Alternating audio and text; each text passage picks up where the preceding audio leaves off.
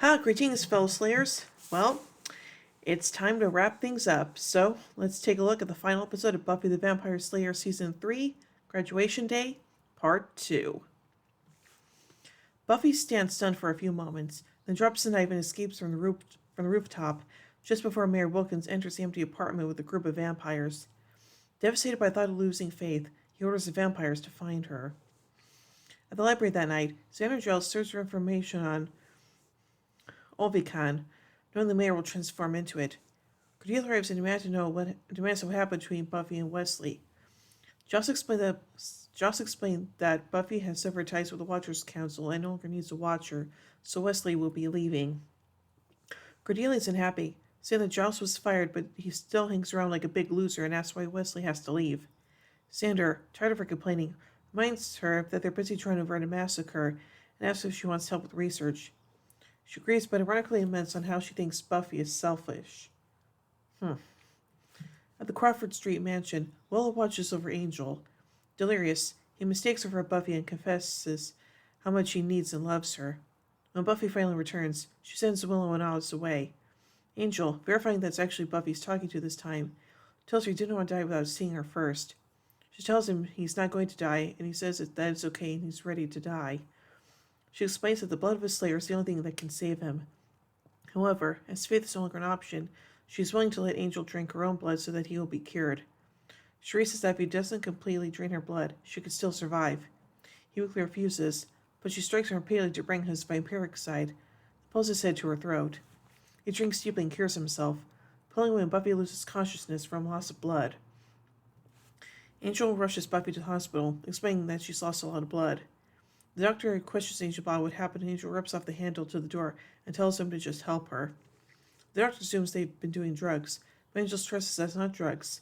Something just bit her, and she's lost a lot of blood. The doctor tells him to wait outside, and Angel asks for a phone so he can call Giles and the Scoobies. In another room, a doctor tells the mayor that Faith's head trauma coupled with massive blood loss means she is unlikely to regain consciousness. The mayor notices Buffy in bed and tries to smother her until Angel tears him away. The mayor, crazed with grief, promises revenge Angel and his horror, causing Angel to throw him across the room. Regaining his composure, the mayor leaves with a message to not miss the second act, with all kinds of excitement. The Scoobies arrive, and Angel explains to them what happened to Buffy. Xander specifically remarks that Angel was willing to save his own life by feeding on the woman he loved. Giles persuades Angel to leave the hospital since it's almost sunrise. Dreaming, Buffy visits Faith, who is packing up her apartment. Faith says human weakness never fades, not even his. She tells Buffy that it's time to go, and then Buffy wakes up in the hospital bed. She walks over to Faith and kisses her forehead, then strides into the waiting room, telling her friends to get ready for war. At school, Buffy outlines a plan which relies heavily upon Xander's past mystical military knowledge and discusses what the mayor's human weakness is. Eventually, Angel realizes it's Faith, given the mayor's grief at the hospital. Once he arrives, and Buffy tells him the Watchers Council is not welcome. However, he tells her that he isn't here on behalf of the council, but just wants to help. Grateful, Buffy allows him to remain and everyone starts to set up. Meanwhile, the mayor explains to his group of vampires that when the eclipse takes place, he wants the vampires to keep the people from running, as they must feed within the first few minutes to sustain the change. Angel and Xander get to work creating a bomb, which Giles is assigned to detonate. While putting away books, Cordelia and Wesley discuss their feelings to finally kiss, and discover they have no sexual chemistry at all. Oz reassures Willow that they'll make it through this and they share a kiss. In the library, Angel tells Buffy he'll simply disappear when the battle is over, because to say goodbye would be too painful. Buffy is upset, but isn't lose focus as she pulls out the most important weapon of the upcoming battle, Faith's knife, still covered with her blood. At graduation, the mayor starts the commencement address, talking about that day is the centennial anniversary of Sunnydale. He starts to go into the meaning of graduation and change, making Buffy worry he's going to read the whole speech. The mayor then mentions that there's been losses, and people who should be there aren't. Just then the eclipse begins, and the mayor starts to feel pain as his ascension starts. He regretfully drops his cue cards and begins to transform in front of everyone, becoming a gigantic 60-foot snake demon. Vampires arrive behind everyone to catch him when he tries to escape. The parents and teachers scatter, and the students gather together in one large group as the monster towers over them. At Buffy's signal, everyone rips off their robes, revealing weapons and crosses. Under Xander's guidance, the students attack the demon with flamethrowers and flaming arrows. Some students break from the group and run in fear, right into the mayor's vampires. Students in the rear, including Oz, mount a ranged counterattack with flaming arrows, driving the vampires back into another group at the rear led by Angel. They fight the vampires and are able to stop them from attacking the students. However, Wesley, who accompanied Angel's squad, is downed with a single punch and spends the rest of the fight flying on his back asking for help. Ooh. The attack on the mayor continues. However, Larry is killed when the snake swipes him with his tail. Principal Slander starts ranting, yelling that he will have order, telling everyone he will have quiet. He yells about the demon that he's on his campus now and starts to rant even more, but suddenly eaten by the snake demon in mid-lecture. Buffy tells everyone to fall back, and Xander leads them down while telling them to prepare for hand-to-hand combat. Willow wishes Buffy luck before leaving. The vampires attempt to attack the students, only to be stunned when almost the entire graduation class plow down the stairs, more than ready to fight. Cordelia manages to take one. Jonathan throws himself on a vamp. However, Harmony is grabbed and bitten. Suddenly, Buffy yells up to the demon mayor, taunting him holding Faith's knife, which is still covered in her blood. She then starts to make a run for it as the monster gives chase. She leads him through the school as he smashes the place apart following her. Buffy reaches the library and dives through a window to the outside where Giles is waiting. The demon smashes through the doors to find the room filled with explosives. He says, "Well, gosh." Jocelyn hits the detonator, killing the mayor, obliterating the library, and completely destroying Sunnydale High School. Everyone present watches as the building goes up in flames. As Wesley is taken away in an ambulance, Giles congratulates Buffy on a job well done, presenting her with her diploma, which she pulled from the rubble. After he leaves, Buffy sees Angel at a distance. The two stand and look at each other, look at one another for a brief time before Angel turns off and walks into the night. Buffy meets up with her friends as they prepare to head for home. Before they do, Oz tells them they should take a moment to reflect on the fact that they survived. Buffy comments that it was a hell of a battle, but Oz corrects her he doesn't mean the battle, they survived high school. After taking the moment, the friends walk away from the remains of the school. A charred yearbook lies nearby bearing the legend, "The future is ours." So now let's take a look at some continuity surrounding this episode. Angel is the second vampire to drink from Buffy, previously bitten by the Master and Prophecy Girl. She'll also be bitten by Dracula in Buffyverse Dracula, and Spike in Desperate Times. In the Buffy Faith dream, we encounter the first foreshadowing of Buffy's death in The Gift. Faith's comment, "Little Miss Muffet counting down from 730, comes 2 years, 730 days before Buffy dies. Restless, Buffy sees the clock at her room during her dream reading 7:30, which Tara tells her is completely wrong, as 1 whole year has passed. The term Little Miss Muffet is a reference to Buffy's little sister Dawn's arrival. Crazy Man also refers to Curzon Way when he calls Dawn in Real Me. And Glory makes a reference to sitting on a tuffet when she goes looking for the key in No Place Like Home. Having fallen into a coma, Faith will wake up in the episode This Year's Girl. Buffy kisses comatose Faith on the forehead, who previously kissed her on the forehead in Enemies, after telling Buffy that she was now ready to be a murderer. Wesley will reveal in parting gifts that he was fired from the council once Buffy quit.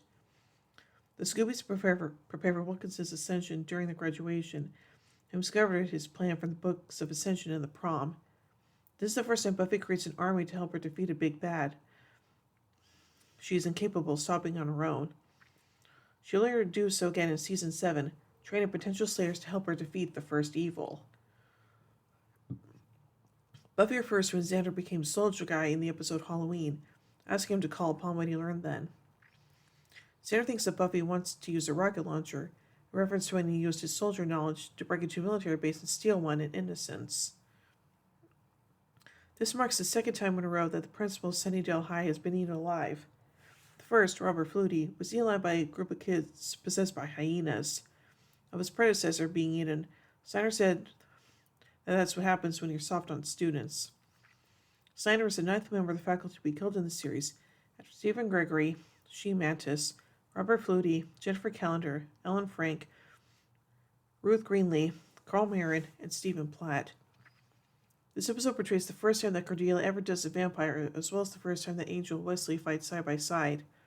Angel and Cordelia reunite in Los Angeles in City of, and the three will be part of the Angel Investigations team during the Angel series. The death of recurring character Larry in this episode established in Shunen's script, but not confirmed on screen until Smashed. Harmony, seen this episode being bitten by a vampire, will be confirmed dead, and is a resident vampire just 3 episodes later in The Harsh Light of Day.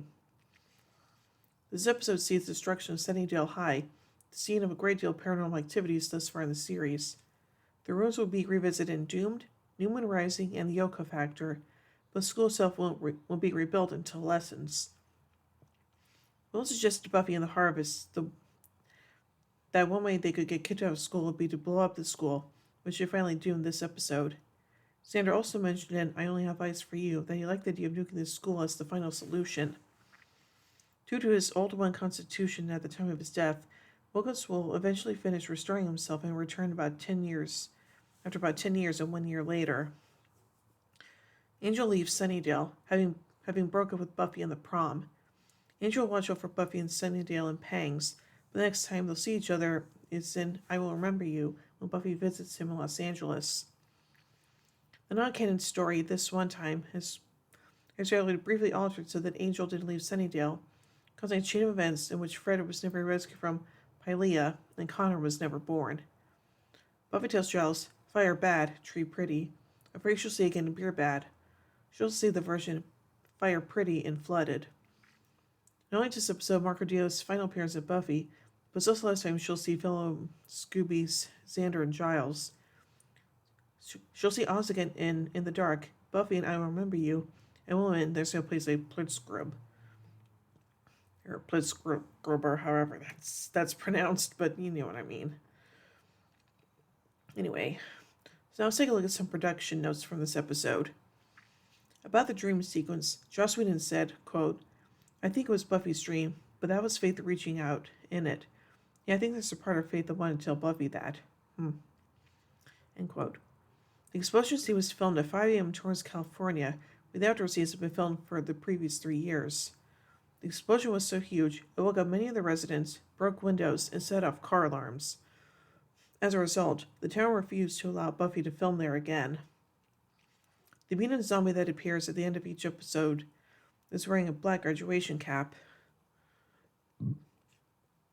This episode is the last in which David Boreanaz and Charisma Carpenter are series regulars, and which Alexis Denisoff is a recurring guest star. The three will return to the Buffyverse on Angel. While this episode marks the final appearance of both Cordelia and Wesley on Buffy, Angel will appear on Buffy at least once, either in person or flashbacks, in every season with the exception of season 6. For this episode, Carpenter said that for once, she wanted to be one of the people to take a vampire on screen. We didn't agree and specifically made it so that she got to do so. So now let's take a look at some broadcast notes. During the time of its airing, the episode caused a great deal of controversy in the media. The Columbine High School massacre, 4 weeks before the airing of Part 1, was widely blamed on violence in entertainment. WB President Jamie Kellner announced at the time, quote, given the current climate, depicting acts of violence at a high school graduation ceremony, even fantasy acts against a 60-foot serpent and vampires, we believe, is inappropriate to broadcast around the actual air dates around the actual dates of these time-honored ceremonies. The network had already pulled the plug on the episode Earshot, which itself was not aired until September due to the Columbine incident.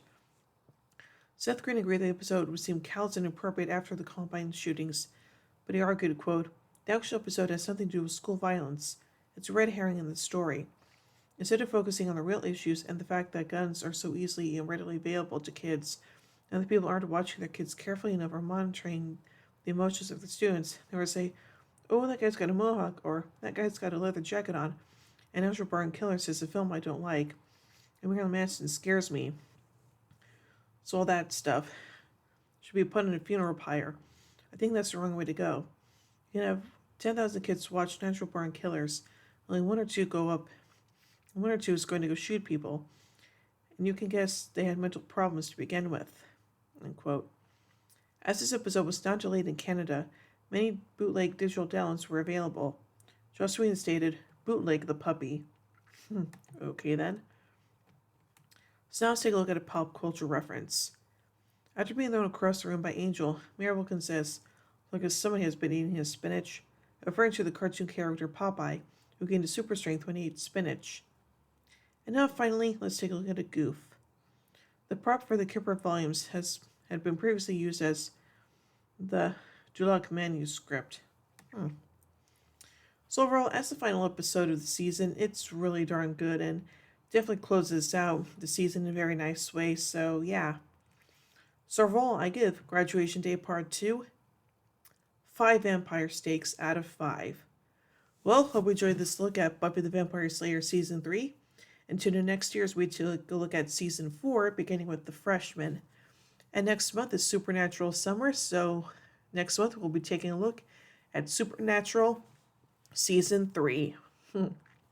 So, until then, here endeth the lesson.